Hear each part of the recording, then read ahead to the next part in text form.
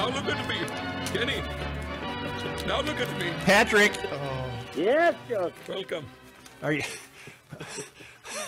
at the ballpark, Pat? No, I did not go to the game. I'm finishing something. I was up in Northport on Tuesday, and that once in a week's enough for that trip. So it's not that bad. But by the standards of this spring training, where they're doing nothing but reach the closest games, Northport is the longest drive. $140 million for that new complex for the Braves up there. Spring training. Oof. They spent some money building these ballparks for these teams. Explain to us why you contacted me in search of a priest. Okay, I'm writing a column on Stan Stoiter, who runs the golf repair shop on 43rd and Bryant. And he's the last of the old independents that's still doing this stuff. He gets shipped clubs from all over, and he's he's a magician, and I'm fixing golf clubs, and so he studied to be a priest, right? Okay. And then he went through a place down in Nebraska, and then he went through the place at St. Thomas, St. John, somebody, Vianney or something. You're on the right track. I never heard of that guy, yeah. but I wanted to have a joke down there at the end of he now worships at the altar of Saint such and such from the patron saint of mechanics or something like that. And as it turned out, after all that work and actually talking to a priest and getting 4 good suggestions, it didn't work. So I'm not going to be able to use the. But it looks like I might have been able to use Saint. What the hell's his name here? Is it okay? I don't know if you can say that word. Is it okay to say what the hell's this saint's name here? Yes. It's Saint Eligius. He's the saint of mechanics. I didn't know that. Well, then we were thinking, then the Rook, Rook gave me the name of a priest, too. He gave me a couple of good ones. And he suggested St. Jude because he's the saint of lost objects. St. Raymond somebody, no Matthias or something. Anyway, there were some good suggestions, but then it turned out it didn't work anyway. So. Yeah. I should have waited till I knew if it was going to work or not, and then try to track down the saint. So anyway, didn't work. But Pat, the benching. I got to say this, though. Okay. 1,000 years ago. Yep. When these guys at the Vatican are getting together, the priest and I thought, Rookie, what's the name of the guy you put me on? Father Nels Jengdahl, a big fan of Garage Logic. Great guy. But I was saying, wouldn't it have been great to be there 1,000 years ago and divvy up who was going to be the patron saint of what? Yeah. And, and this poor guy over here, he gets stuck with, like, water or something, like water and toothpicks. Yeah. He's the patron saint of grass or something. Who's campaigning for who to become the saint? Somebody gets to be the patron saint of the universe or health or something, and somebody else gets this lousy nothing job. Or who's going to be the patron saint of electricity? Right. Don't worry, we haven't invented it yet. We'll worry about that later. The patron saint of vice, or some damn thing, it's rodents. You're the patron saint of rodents. I don't want rodents, for God's sake. I don't want that. Serpents. Why do I get rodents? I always get all the bad stuff. Yeah, who got serpents? Yeah, that had to be a hell of a beating, I'll tell you that. Yeah, I'm sure it was, Who got what? Yeah. Who's the patron saint of hockey, I wonder? Looking it up. I don't know. What do you think? Did they overreact on Zach or not?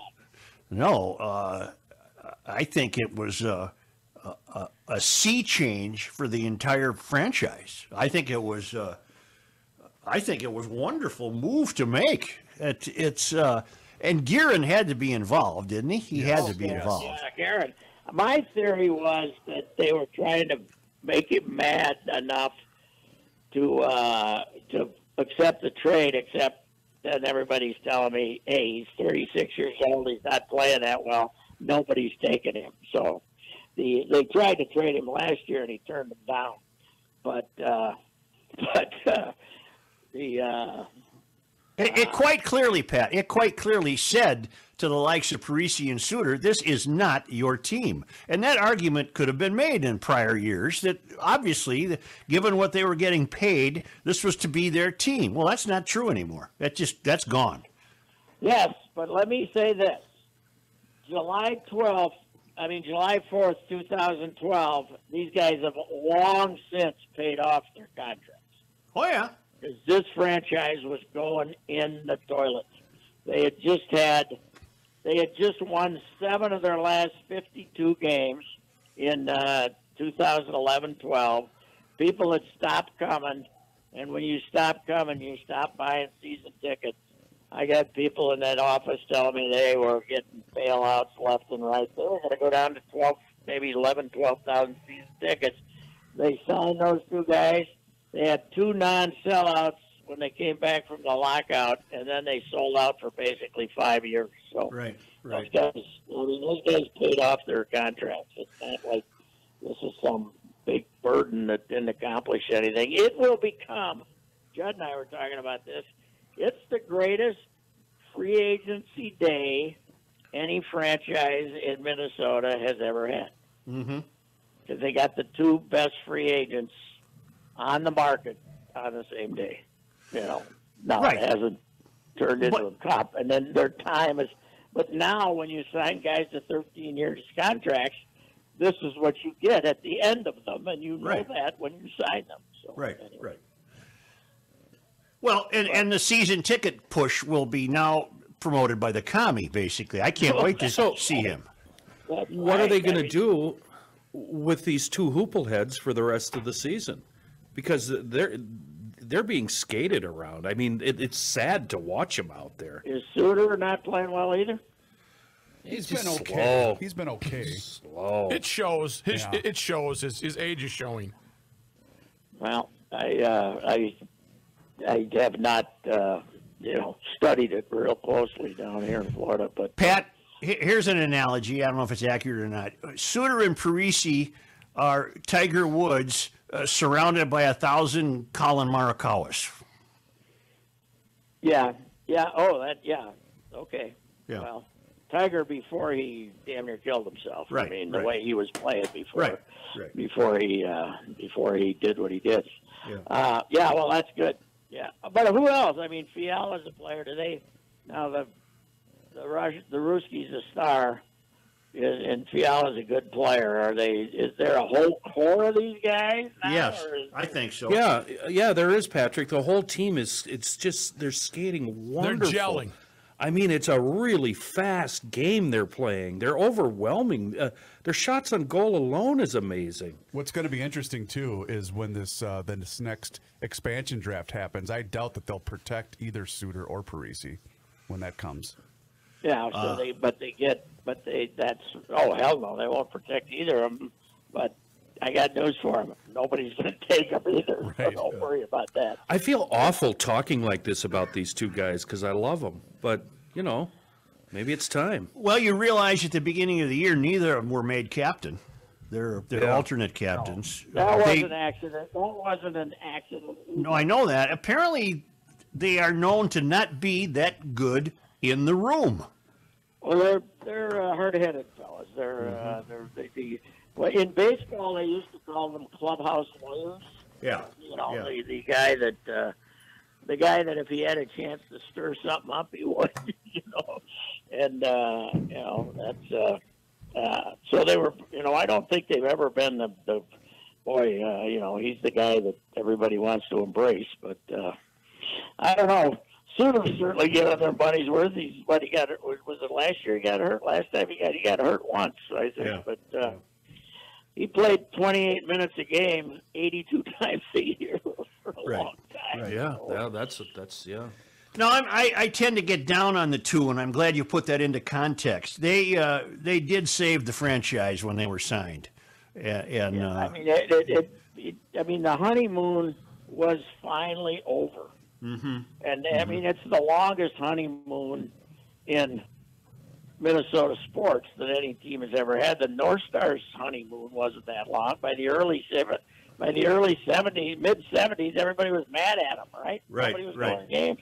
Right. And the Timberwolves, that honeymoon lasted 3 years, maybe, which is probably more than they deserved. But anyway, I see Garnett went after Glen Taylor again, huh?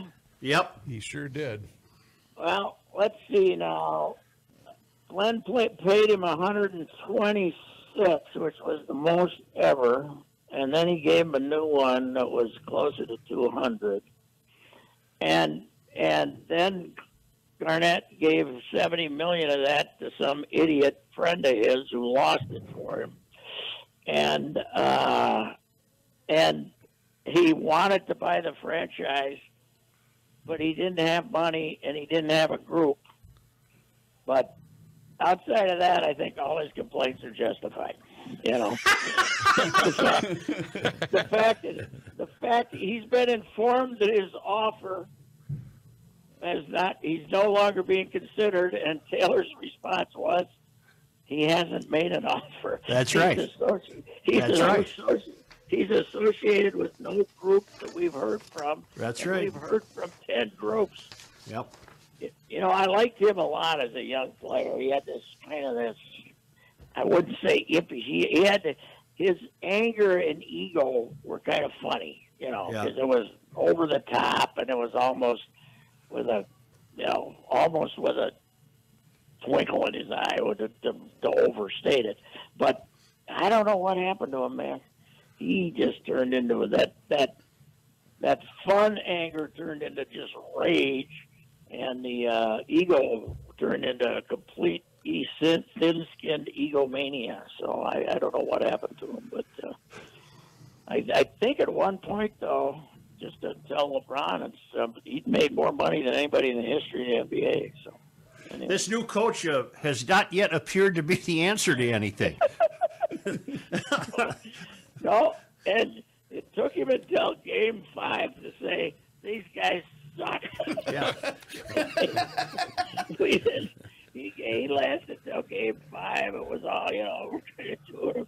And then they laid down like dogs the other night. And they say he finally blasted them a little bit. Well, that's what I love. The comment from him after their latest blowout loss to the Charlotte Hornets. He said, "That's it. No more Mr. Nice Guy." Oh, okay.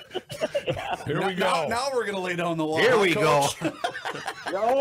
One of our basketball teams won their last game on February 14th and has lost 9 in a row. Yeah. The other won their last game on February 11th and has lost 6 in a row. Mm-hmm. And the Gophers have accomplished this by playing the 12th, 13th, and 14th place teams in the Big Ten. Wow. And they have now traded places with Penn State, so they are the 12th place team in the Big Ten. They've not only lost 6 straight; they've lost them against mutts. Yep. You know? Yep. I figured out his road record, which is just spectacular. In the Big Ten, he's 14-61 on the road. 188. That's worse than Bert Blyleven's batting average. But here's the other thing. In 8 years here, you know how many non-conference road games they played? 8. Oh. That were pure road games. Mm-hmm. Well, and how many of them were because of the ACC Big Ten Challenge, where they're required? Damn near all of them, I think. Yeah. 5 of them. Yeah. Wow. Yeah. And he managed to be rotten during what was basically the golden age of Minnesota high school basketball. We've got more guys recruited nationally than we've ever had. And, I don't know. It would have been over last year. I got a story I got to tell, even though I shouldn't. What a transition. But I got to tell it. Okay. Yeah. They got a neighbor. Patinos have a neighbor in Edina who shall go nameless. Who now? What now? And the Patinos have a neighbor in Edina Yep. who shall go nameless. And the kid, he's got a son, I don't know, 8 or something, supposed to be a cute, great little kid. And the kid's over playing at the neighbor's. And the neighbor says, "Hey, the game's on." The Gophers, this was a year ago, playing in Nebraska. And he said, "The game's on. Do you want to watch it, Billy," or whatever his name is? He says, "No, I don't want to watch it. My dad says if we lose today, we're going to have to move."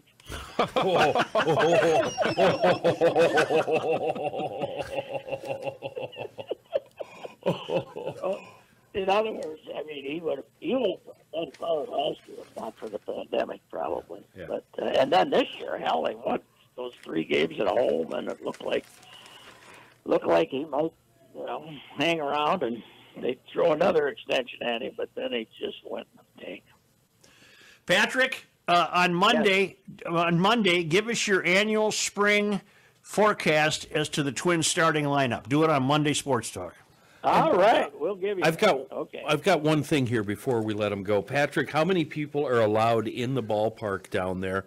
And what's capacity? About 8, but then Kenny, they put more in, like they let them stand around, and they really don't have a capacity, almost 10. Seating, it's about 8 though. I watched yesterday's. Yesterday's game. It was sad. Mm-hmm. Well, what's really sad, as we talked about the other day, is when you're watching the game and they decide to leave the field. Yeah. The other day, the Twins had their first walk-off. They give up 8 runs. They don't have an out yet, okay? And then somebody strikes out, and there's a couple of guys on base, and they leave. Pat, I know you and Kenny will love this. But our buddy that runs Super 70 Sports, he weighed in on his thoughts of the 20-pitch limit or whatever it's called. Oh, I saw that. I'd love to read it on the show, but I'd lose my job. Yeah. Well, I think someday our podcast world will be able to not use all of the words, but just a little more. A little something for the effort. A little more frivolity in the language, yes. Saint Sebastian, patron saint of hockey and athletes. Oh boy! Really? Oh, really? Saint Sebastian. Okay. Yeah. I don't know if you know that Saint Raphael was an archangel. Yes, I did know that. Well, how do we know those guys are fictitious, right? No, I think you can get the arch. I mean, you can get an arc. No, you got to be in full favor. They're angels. So they weren't actually on Earth then. Oh, that part I don't know. I think a saint's got to be on Earth. I don't go for this archangel. That's a different category. Oh boy! Thank God my mother's not alive. Oh, Reusse. I would just wonder if there's a. I'm just expressing a personal opinion. I know you are. Yeah. I want to know if there is a patron saint of a quick trip to the bathroom, because sometimes I'm really praying hard. No, but here's the deal. I want to be able to, if there's a saint, I want to be able to see him or her. I want to see him. I don't want him to be some mythical creature up there. All right, hold on really quick. Very good. I found it. I'll try to self-edit, Pat. Okay. On March 1st, Super 70 Sports tweeted the following. What the bleep is with all of this BS new spring training rule where the manager can just end the bleeping inning if they're bleeping 4.80 ERA pitcher throws 20 pitches? Our society is going to bleep, man. That's